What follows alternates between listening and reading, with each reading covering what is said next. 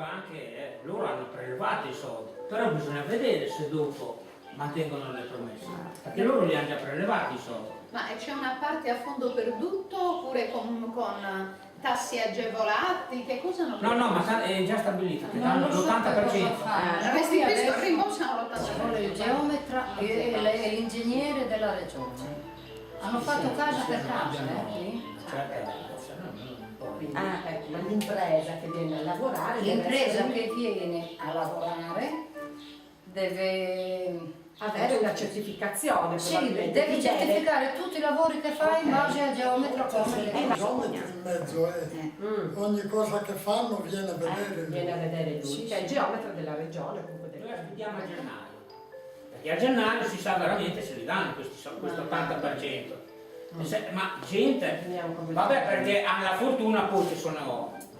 Mario stava dicendo ma adesso nel giornale di ieri devono dare i moduli abitativi per chi non ha proprio la casa, chi non si è arrangiato per conto suo.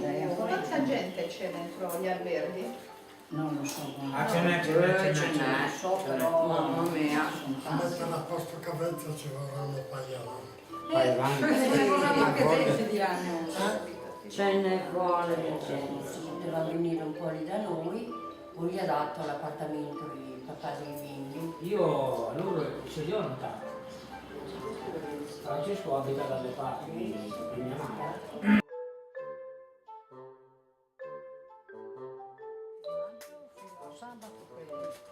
È venuto il diluvio.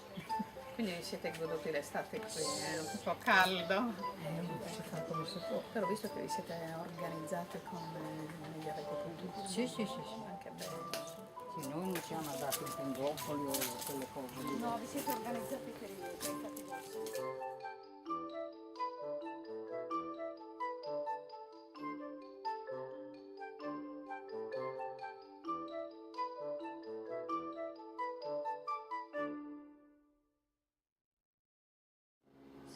Non è la prima guerra questa, per cui noi sardi poi siamo abituati a risolvere in fretta. A dormire per terra. E poi principalmente io che ho fatto la metà degli anni che andavo in Sardegna, in campagna.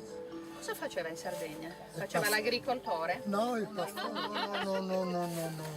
Non si diventa, non bastano 52 anni. Il dialetto, noi, i miei figli si corte. E poi anche solo guardarci si vede che non siamo di qua. No, certo, bisogna picchiarlo. In Sardegna si stanno facendo grandi battaglie invece per riprendere la nostra lingua, per praticarla anche dentro le scuole, nella stampa. L'ho sentito. L'ho sentito che io. proprio non è neanche dialetto, è lingua a lingua la nostra. Sì, la nostra è una lingua. Non c'era la nostalgia per la lingua.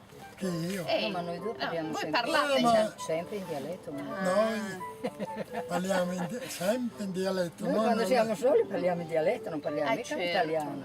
A me, come apro la bocca, lei è sarda, lei no. Che orgoglio. No, poi è arrivata mia nipote, poi è arrivata i miei figli. Lei, quella signora lì, ha chiamato mio nipote, ci ha dato della roba, poi è tornata piano piano, però sono stato rimasto allo stesso. Che gli posso dire? Che macaroni senza formaggio. Certo! Abbiamo trovato la gente disponibile a lavorare. Sì. Che poi i putelli ce li abbiamo messi subito noi quando abbiamo visto la crepa che è venuta nella casa.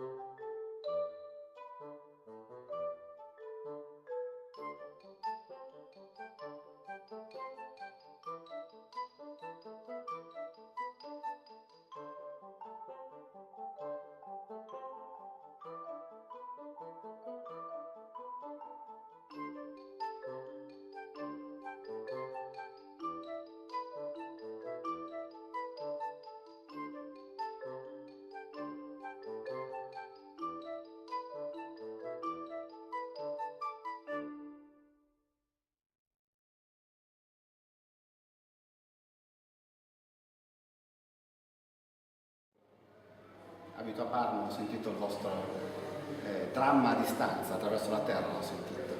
E poi chiaramente le notizie che arrivavano erano abbastanza forti, che coinvolgevano.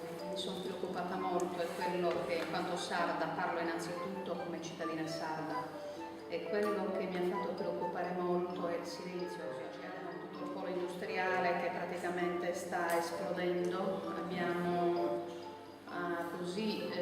sotto minaccia di disoccupazione migliaia e migliaia di sardi, che equivale a migliaia e migliaia. Noi abbiamo bisogno di avere degli scambi con i sardi che stanno fuori, perché devono mettere a disposizione le esperienze che sono state maturate fuori. Chi ha viaggiato ha un modo diverso di leggere le realtà e quindi è in grado anche di dare un forte silenzio della Sardegna rispetto al terremoto. E non è mica normale, capacità di fare fronte al dramma. C'è chi è rimasto totalmente senza casa, c'è chi ha la casa danneggiata e deve intervenire economicamente per rimetterla in sesto. E quindi io dico che la Regione Sardegna in una certa misura deve, credo che quando si tocchi però la casa, perché la casa per noi sardi rappresenta, sì, si può ricostruire, però la casa è il frutto dei sacrifici di Gesù. Come ha detto Giuseppe, stiamo ricevendo decine di email dove ci chiedono in che modo potervi aiutare. C'è un artista sardo, si chiama Dottor Dreher, che Michele Azzori, che vi ha mandato dei CD. Farsi sentire è adesso, perché i veri problemi iniziano adesso.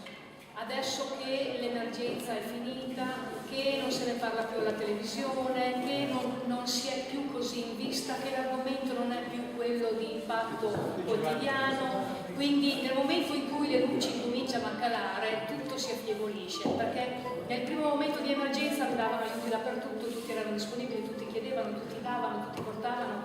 Nel momento in cui questo momento finisce ci si deve veramente destreggiare da soli, quindi direi che è proprio adesso che cominciano i veri problemi, perché l'emergenza è passata, perché non se ne parla più, perché arriva l'inverno e perché i veri problemi incominciano a sentirsi adesso che i tempi diventano lunghi. È importante perché non se ne parla più e la gente si dimentica, pensa che bene o male le cose si stiano risolvendo, invece purtroppo non è vero. Tutte le tende e non fa vedere niente.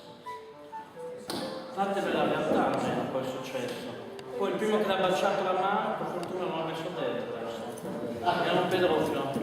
Oh, io! Ho detto troppo? No.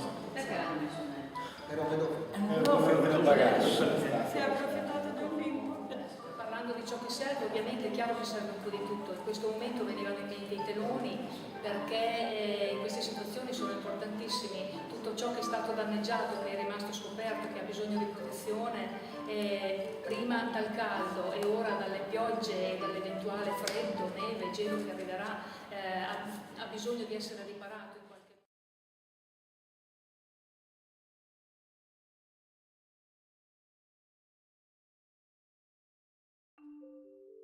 modo. Sbrigare tutte le faccende burocratiche che sono lente, lunghe, contorte, e si fa fatica ad arrivare a una conclusione chiara. Non c'è ancora niente di concreto sul quale potersi Io sto cercando casa in più di 2 mesi e sono stato messo in cassa integrazione perché la ditta per cui lavoravo aveva il capannone inagibile, allora sono stato messo in cassa integrazione da parte dei datori di lavoro e io in quei 2 mesi non posso uscire per usufruire dei pasti, perciò a differenza del resto delle persone che sono qua, io ho usufruito almeno dei pasti perché mi è stato comunicato che la cucina viene smantellata il più presto possibile. Tu Valerio abiti in un albergo a 50 km, 53 km di avvicinamento, non hanno niente, penso che c'è tanta gente, c'è fuori di casa, case che sono fatte buttate giù, ingagibili, che vorrebbero, cioè che sono 2000 persone, magari sono 20 case. Questo invito a scegliere un tipo di aiuto su 3, accettandone uno automaticamente rinunciavi da quel momento a tutti gli altri. Che cosa è successo? Che molta gente che si era già arrangiata o in tenda o in camper o in roulotte o a casa di amici e parenti ha detto va bene, prendo il contributo di autonoma sistemazione e mi arrangio. Che cosa è successo? Che da quel momento io sono una di quelle, essendomi arrivato il camper, dico va bene, prendo il contributo di autonoma sistemazione e mi arrangio. Che cosa è successo? Da quel momento ho rinunciato a ogni tipo di altro aiuto, ma di quei soldi lì ne deve ancora arrivare una lira. Non è arrivato ancora niente. Ricordiamo i soldi però i tuoi mobili dove sono in questo momento? Metti su 5 i tuoi mobili. I mobili? Sì, li hai messi in 5 posti differenti. Pensa se devi pagare. Se devi pagare 5 affitti per allora 3 posti pago. 3 posti pago, perché c'ho 2 garage in affitto e dove abito in affitto pago. E tu quindi ho 2 garage in affitto e dove abito pago. Tu Valerio invece? Non ce l'ho. Tu hai perso tutto. Cioè hai distrutto proprio. Io più o meno sono messo uguale. So che io ho avuto fortuna di avere un pezzo di terra, ci ho messo un campo, una casetta non abitativo, poi davanti ci sto facendo un coso di legno, tutto chiuso, io ci devo passare l'inverno, non siamo qua. Perché chiediamo anche aiuto alla regione sarda, che capisca che ci siamo e purtroppo siamo costretti a chiedere aiuto, perché l'Emilia Romagna, dopo aver dato sangue, non ne hanno ancora abbastanza e ne vogliono ancora. Noi non ne abbiamo più. Almeno chiediamo di poterci aiutare alla nostra regione, da dove siamo partiti, perché anche un domani vorremmo anche ritornarci, vivi.